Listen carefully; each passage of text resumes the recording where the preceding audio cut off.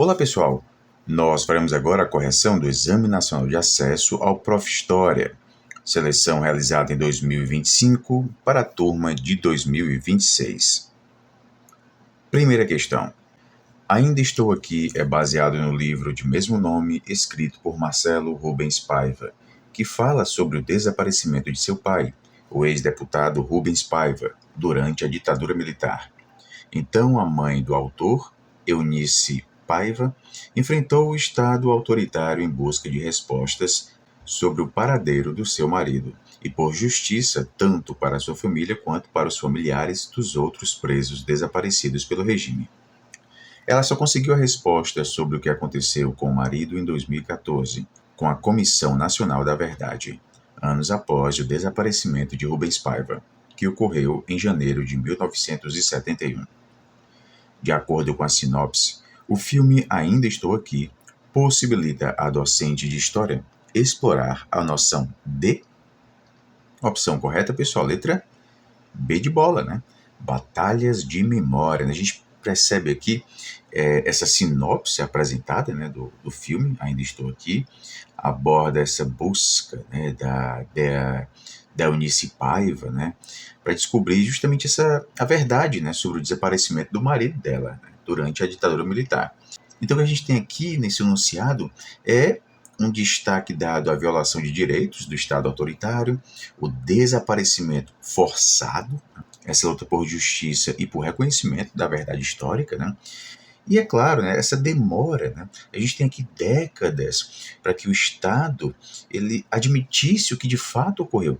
Isso só veio, né, com a Comissão Nacional da Verdade em 2014. Então, o que a gente tem aqui são elementos que se relacionam diretamente a esse conceito, né, de batalhas de memória, que é entendido como os conflitos públicos em torno da disputa por versões sobre o passado, especialmente em contextos de graves violações de direitos humanos, como aconteceu aqui, né, no período da ditadura brasileira, tá bom?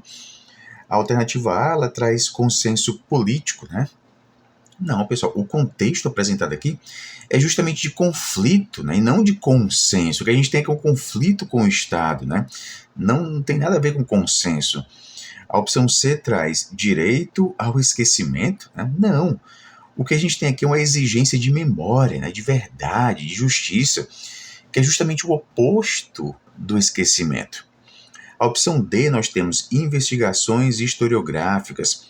Sim, embora a gente tenha uma investigação, né, o foco aqui do texto é memória e disputa de narrativas, e não propriamente esse método historiográfico, tá bom? Então, o uso do filme aqui na sala de aula possibilita de fato a gente trabalhar com os estudantes esse papel político da memória, os conflitos entre as versões oficiais e também as memórias das vítimas, a importância de políticas de verdade, de reparação, né? Então, o gabarito aqui, letra B, está, de fato, né, plenamente adequado ao que o enunciado está pedindo. Tá bom, pessoal? Então, opção correta é a letra B de bola. Segunda questão.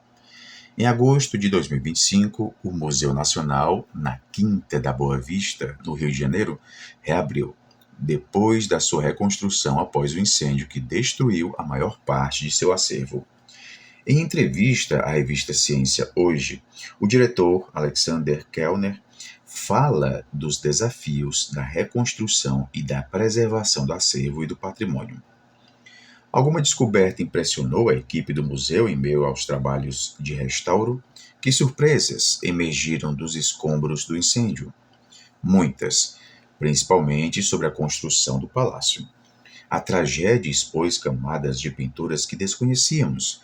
Trabalhamos então para reproduzir a coloração original do palácio desde o tempo do Império. Ademais, nos deparamos com vários achados arqueológicos que remetem inclusive a quem construiu o palácio, os escravizados. Já sabíamos que eles tinham construído o palácio, mas agora temos evidências diretas disso, com objetos da época encontrados. Vamos recuperar essa história e quem vai contá-la é quem tem direito de fala sobre esse tema.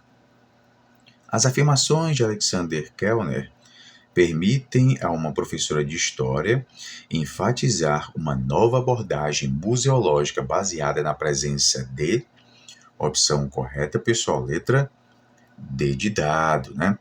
Grupos subalternizados, né, pessoal? Veja, o texto que ele está falando da abertura do Museu Nacional, né? E da fala aqui do diretor. O incêndio revelou camadas de pintura antigas. Surgiram achados arqueológicos ligados a quem construiu o palácio, que foram as pessoas escravizadas. Então o diretor ele está afirmando que vão recuperar essa história e quem vai contar essa história é quem tem direito de fala sobre esse tema. Então que a gente tem aqui essa nova abordagem museológica, que reconhece que o palácio foi construído por pessoas escravizadas, traz objetos e vestígios associados a esses sujeitos, reivindica que esses sujeitos, né, e os seus descendentes, eles têm direito de fala na narrativa do museu. Então, o que a gente tem aqui, né, é essa colocação, digamos assim, dos grupos subalternizados no centro da narrativa do museu. Exatamente o que nós encontramos na opção D de dado, né? Na opção A, nós temos vestígios oficiais. O texto ele enfatiza justamente vestígios que deslocam o olhar do oficial para os sujeitos historicamente silenciados, né? Então, não é a opção A. Na opção B, nós temos coleções tradicionais. Muito pelo contrário, né? O que nós temos aqui é uma revisão crítica das coleções e também do modo de contar, né? Então, também não está correta. Opção C, símbolos monárquicos. Embora a gente encontre aqui, né, uma referência feita ao período imperial, né, com o palácio, né? O foco do texto aqui não é a monarquia. O que a gente encontra é o protagonismo dos trabalhadores escravizados, né?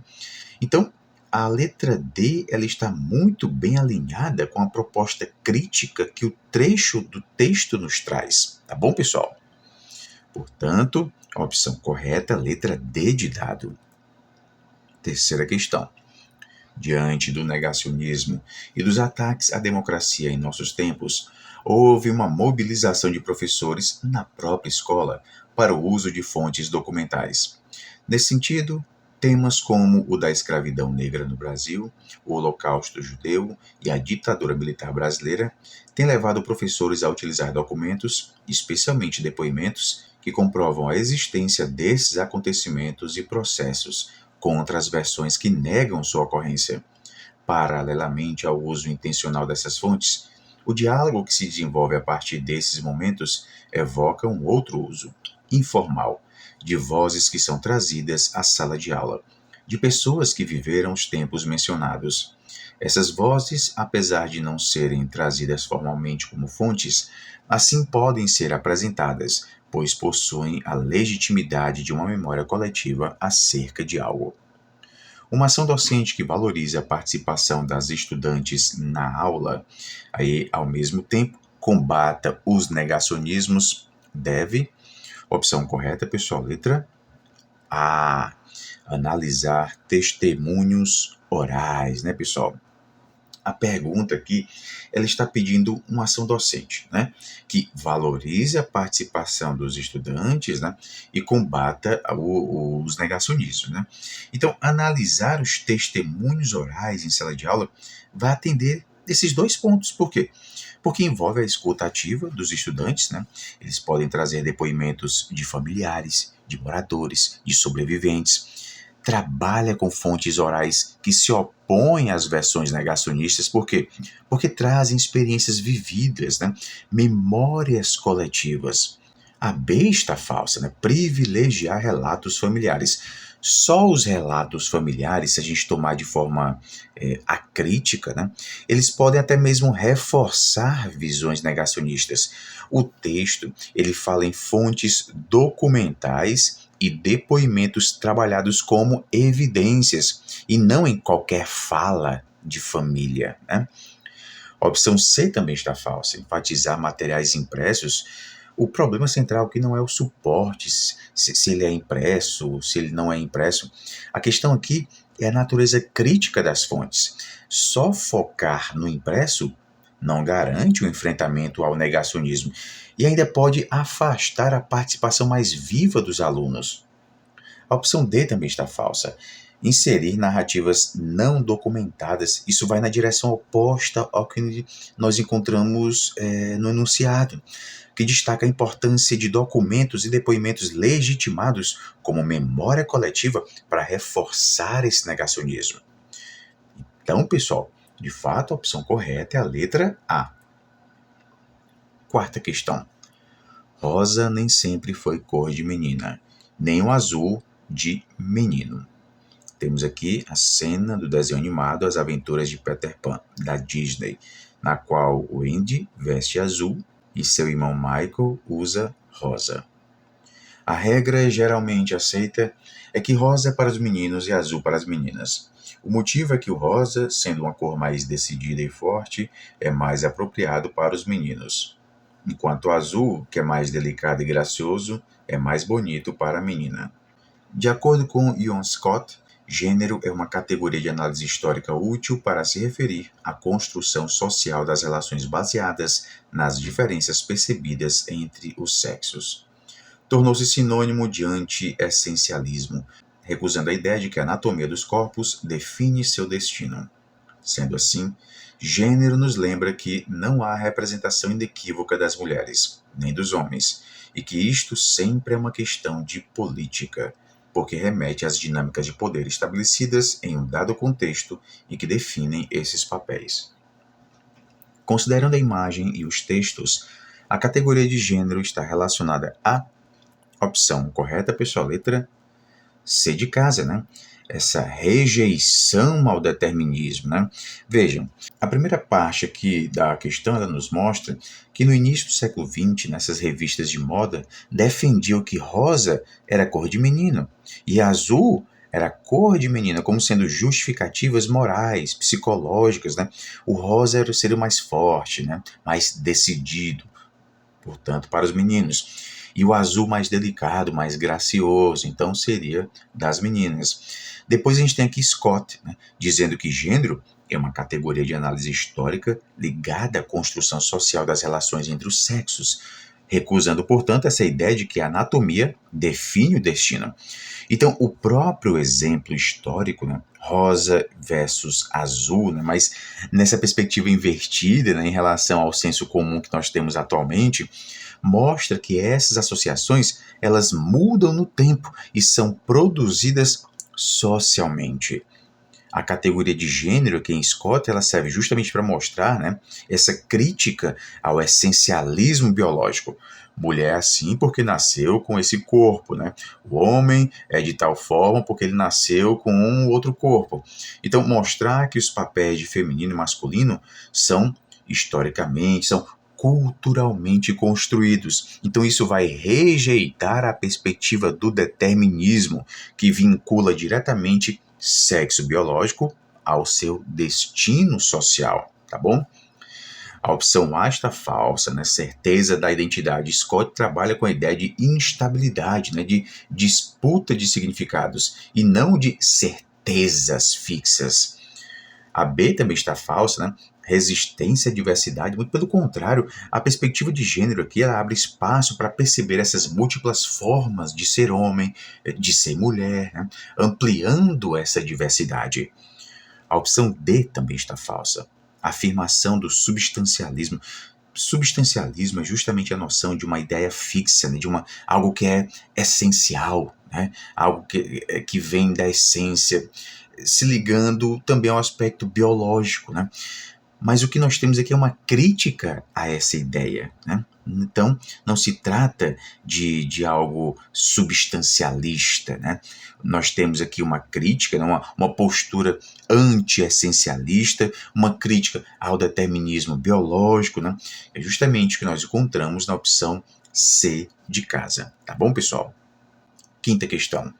Uma história escolar, concebida como pedagogia do cidadão, mantém-se em currículos do século XXI como importante instrumento educativo de formação, mas em confronto com as novas tendências de uma educação cuja prioridade é formar o cidadão do mundo capitalista global, sob novas formas de individualismo submetido aos ritmos do mundo digital. Estudos sobre a história nas escolas brasileiras evidenciam que essa disciplina teve sua trajetória sujeita a confrontos semelhantes aos dos países europeus, mas, evidentemente, sob condições específicas dadas às problemáticas decorrentes de uma política educacional complexa que tem mantido a sociedade brasileira em constante disputa por uma educação que possa se estender, efetivamente, ao conjunto de crianças e jovens do país. Com base nos apontamentos de Cis Bittencourt, a pedagogia do cidadão no século XXI dialoga com o conceito de, opção 1 correta, pessoal, letra B de bola, né? Democracia. Né? Bittencourt afirma que a história escolar como pedagogia do cidadão continua sendo um instrumento de formação, mas está em disputa com uma educação voltada para formar o cidadão do mundo capitalista global, né, marcada por novas formas de individualismo.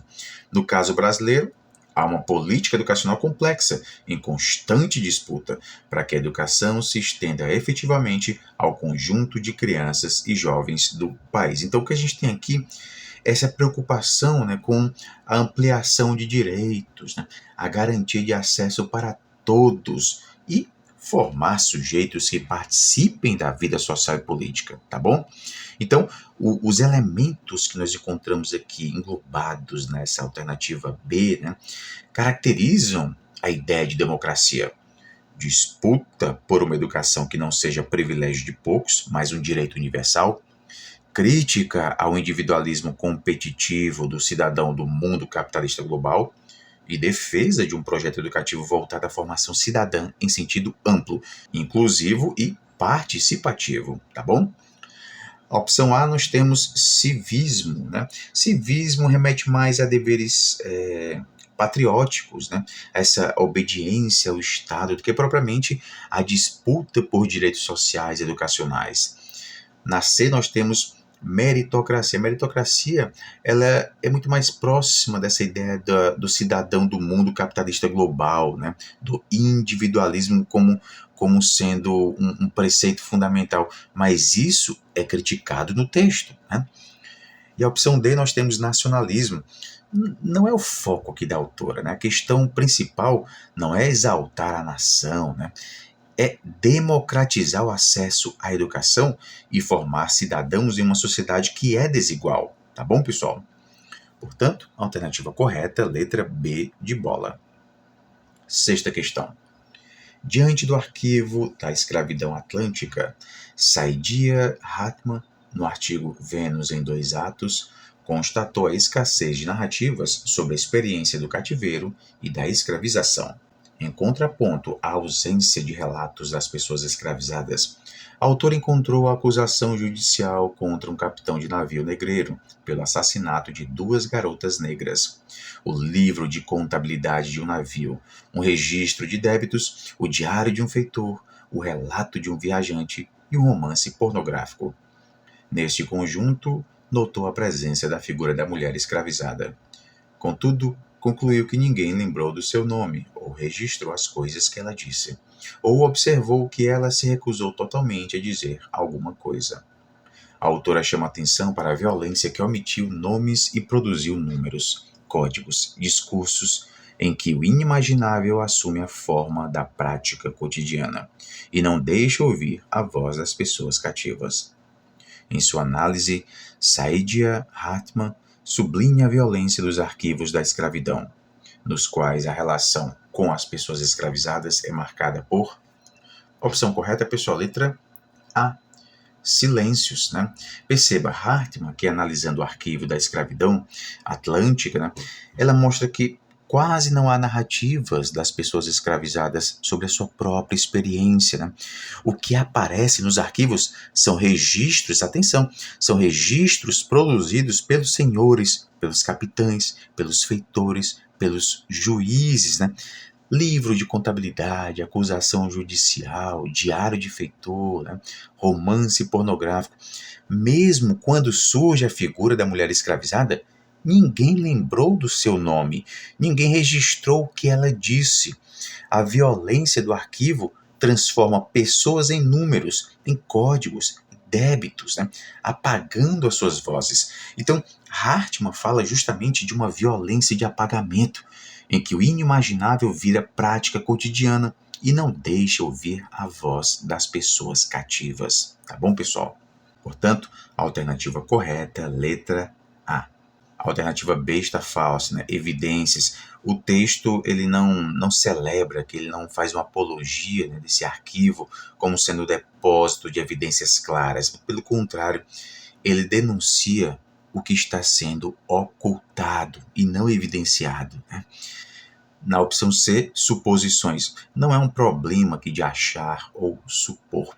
O problema é estrutural, que é um problema de apagamento. A opção D também está falsa. Conclusões. O foco não é a conclusão que o historiador tira, mas sim o modo como o arquivo foi produzido. Ele foi produzido com silenciamentos. Portanto, a opção correta, letra A. Sétima questão.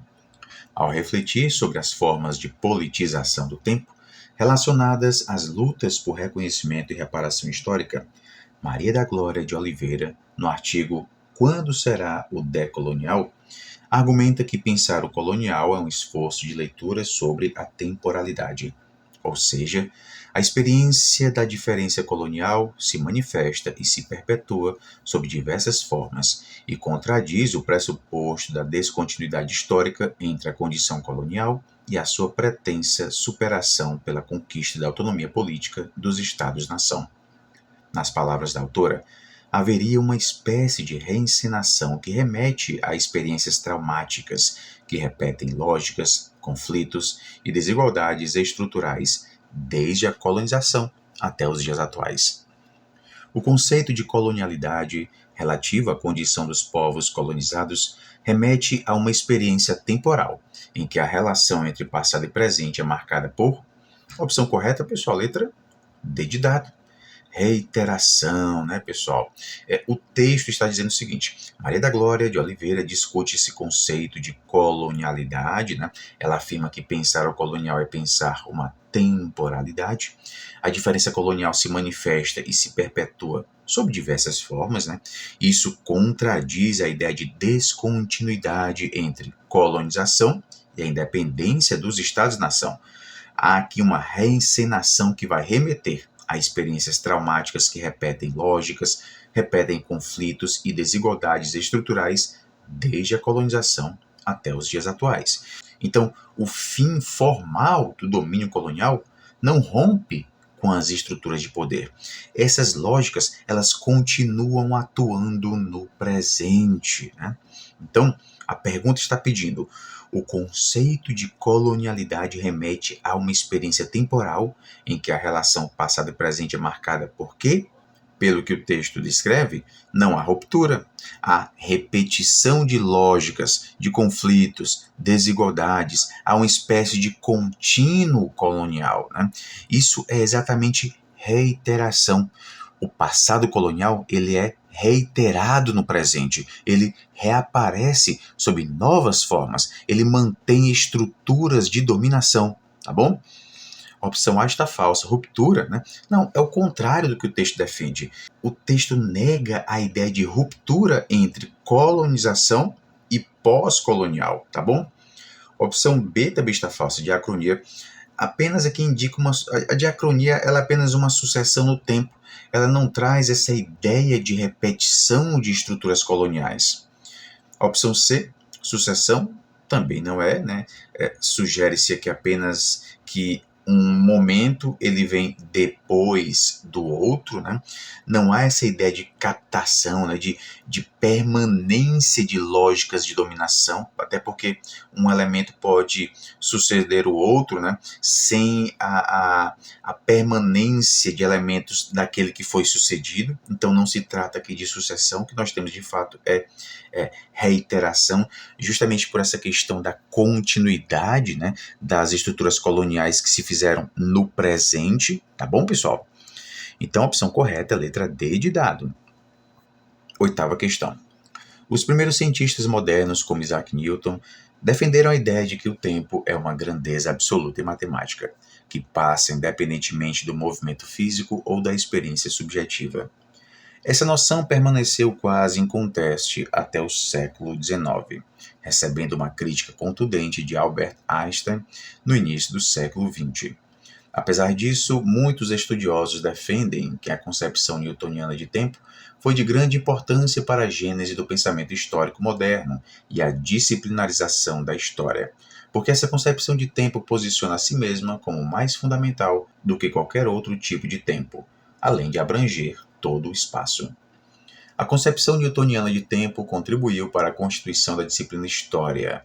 A característica da história-ciência que se relaciona a essa noção de tempo é, opção correta, pessoal, letra B de bola, né? Objetividade, né? O enunciado ele lembra que para Newton o tempo é uma grandeza absoluta e matemática. Ele passa independentemente dos movimentos físicos e da experiência subjetiva. Essa noção de tempo foi importante para a gênese do pensamento histórico moderno e para a disciplinarização da história, porque se coloca como o tempo mais fundamental do que qualquer outro e que abrange todo o espaço. Então, trata-se aqui de um tempo único, homogêneo, que pode ser mensurável, né? Que existe fora das pessoas e dos acontecimentos. Então, qual característica da história-ciência se relaciona com essa noção de tempo, né? A concepção newtoniana de tempo, ela favorece a ideia de que o historiador pode organizar os fatos numa linha temporal neutra, tratar o passado como algo medível, comparável, né? Falar de acontecimentos em uma ordem objetiva, como se o tempo fosse um pano de fundo estável. Isso se conecta diretamente ao ideal de história como ciência objetiva, que busca esse distanciamento da experiência subjetiva e busca também a descrição neutra dos acontecimentos em um quadro temporal universal. Tá bom, pessoal? Na opção A, nós temos simultaneidade. Está falso, não é foco do texto, né? O texto não fala de eventos simultâneos. O que ele fala aqui é dessa estrutura absoluta do tempo. A opção C, relatividade. O que nós temos é uma crítica a essa noção de relatividade, né? E a opção D, alteridade, também não é.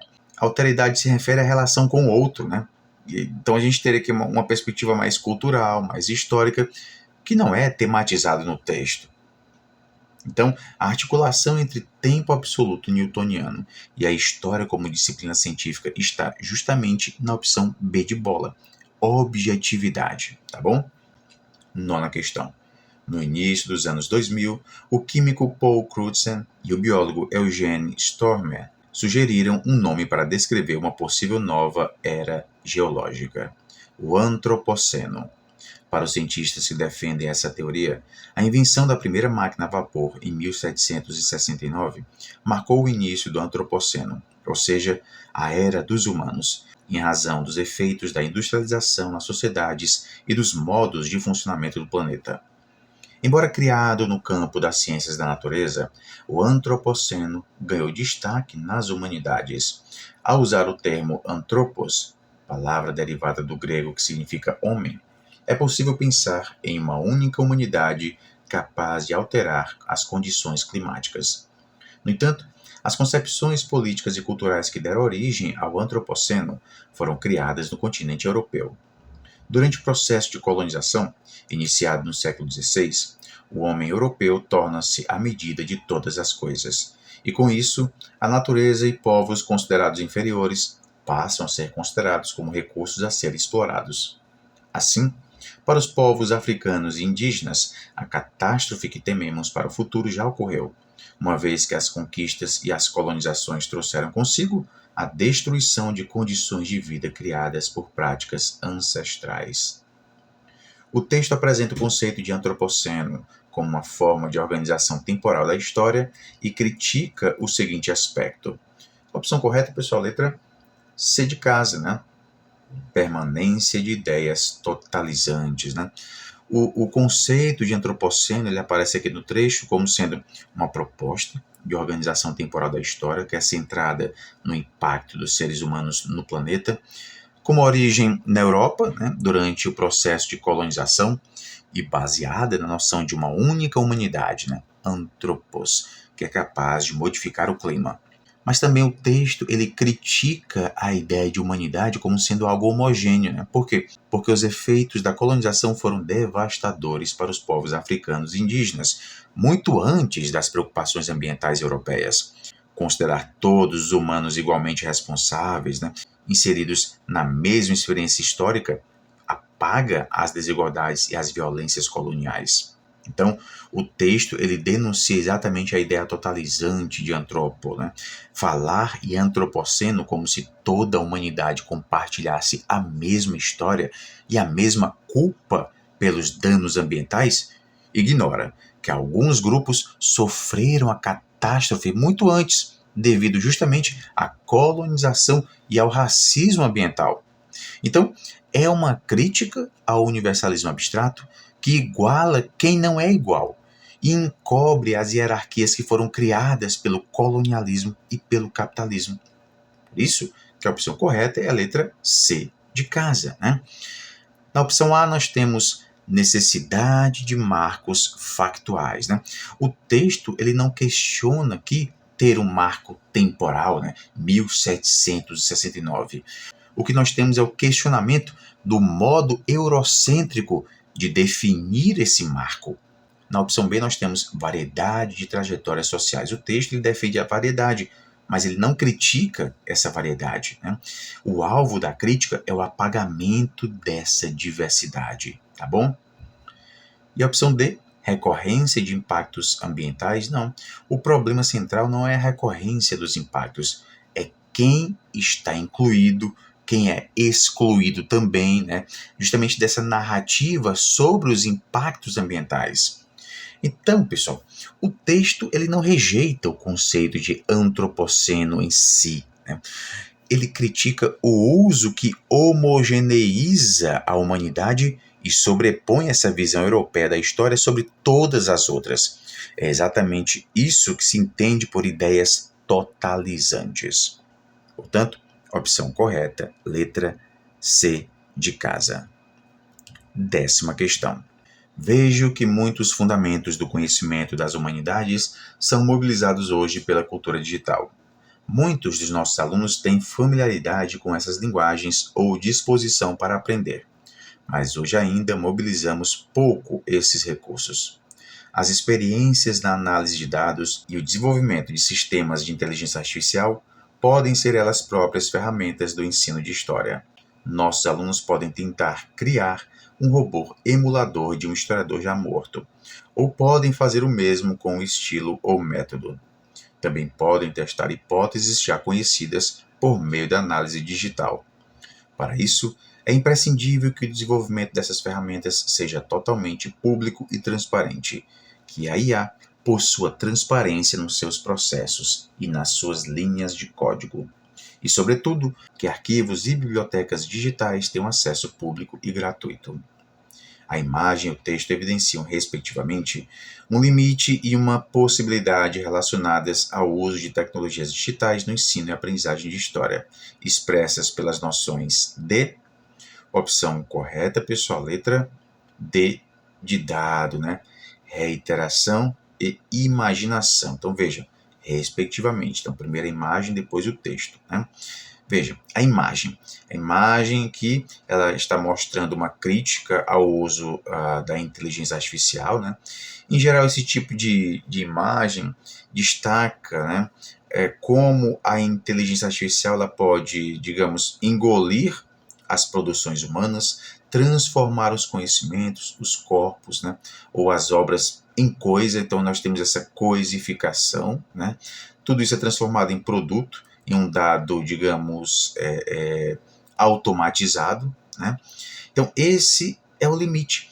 A tecnologia reduzindo o ser humano a algo instrumental, a algo, uma coisa, né? O ser humano é coisificado, né?